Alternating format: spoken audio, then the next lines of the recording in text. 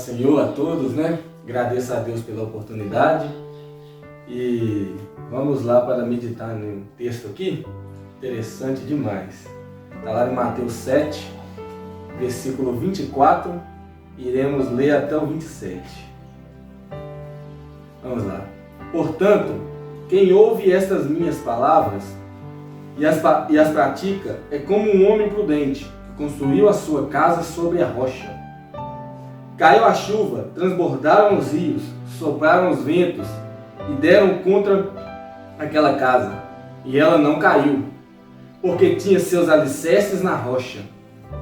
Mas quem ouve estas minhas palavras e não as pratica, é como um insensato que construiu a sua casa sobre a areia. Caiu a chuva, transbordou os rios, sopraram os ventos e deram contra aquela casa, e ela caiu, e foi grande a sua queda. Vamos lá. Isso aqui é uma coisa interessante, que no texto aqui Jesus estava querendo comparar a vida de uma pessoa que escuta, pratica, né? Compreende o que ele diz e pratica, de uma pessoa que está ali escutando, mas tende a não praticar, né? E ele pega esse exemplo de uma pessoa que edifica uma casa na rocha, edifica a casa no lugar seguro, edifica a casa no lugar onde tem constância no solo. O solo não é um solo que muda com o tempo, né? É um solo firme, né? Ali. E a outra pessoa que construiu a casa sobre um solo muito frágil, um solo que pode sofrer muito com os intempéries, um solo que pode trazer insegurança naquilo que foi edificado. Baseando-se nisso, né, levando para o lado espiritual, lá em 1 Coríntios, no capítulo 6, versículo 19 diz: acaso não sabem que o corpo de vocês é santuário do Espírito Santo, que habita em vocês, que lhes foi dado por Deus, e que vocês não são de vós mesmos? O que isso quer dizer? Templo do Espírito Santo.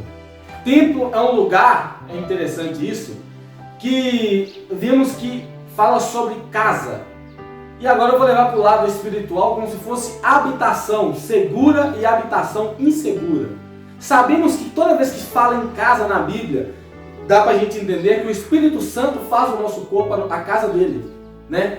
Aí tem gente que fala, tem como eu ser uma pessoa que não sigo bem a palavra e mesmo assim o Espírito Santo ter meu corpo como casa? Sim. A Bíblia fala, não sabeis que vós são o templo do Espírito Santo. Ele não descreveu quem é o templo do Espírito Santo, só falou que é. Um exemplo disso é Pedro. Pedro, vemos que o Espírito Santo dentro dele fez ele falar, revelar quem era Cristo.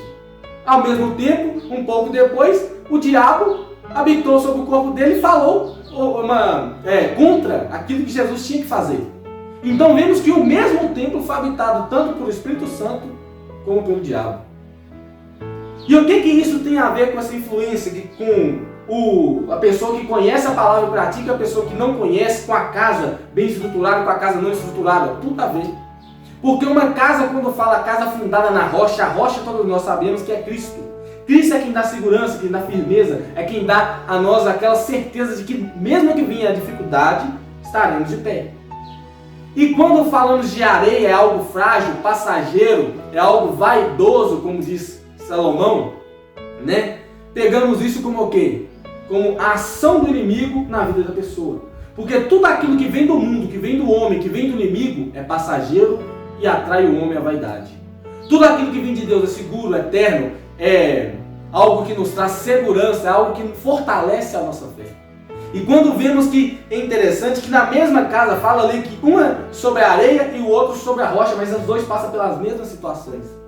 A chuva vem, o vento vem, o rio transborda, mas os dois passam pela mesma coisa. Só que é uma coisa interessante, que a consequência de um e do outro é diferente. Um cai e a sua queda é grande. Ou seja, simplesmente caiu uma casa ali, poderia cair um cômodo, algo assim. Agora quando fala grande a sua queda, ou seja, cai por completo.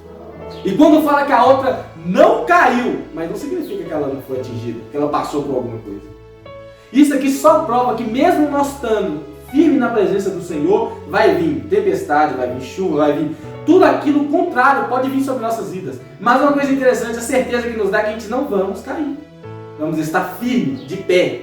Podemos perder algumas coisas? Sim, porque tudo aquilo que vem do Senhor traz perda, mas também traz ganhos, né? Mas, quando estamos sem Cristo, a certeza que temos é que, se vier uma tempestade, não suportaremos. Então, que fica essa palavra com os irmãos, aquele que ainda não sabe aonde está fundado, que busca se aprofundar na palavra, para que a palavra te dê firmeza na rocha que é o Senhor Jesus. Amém?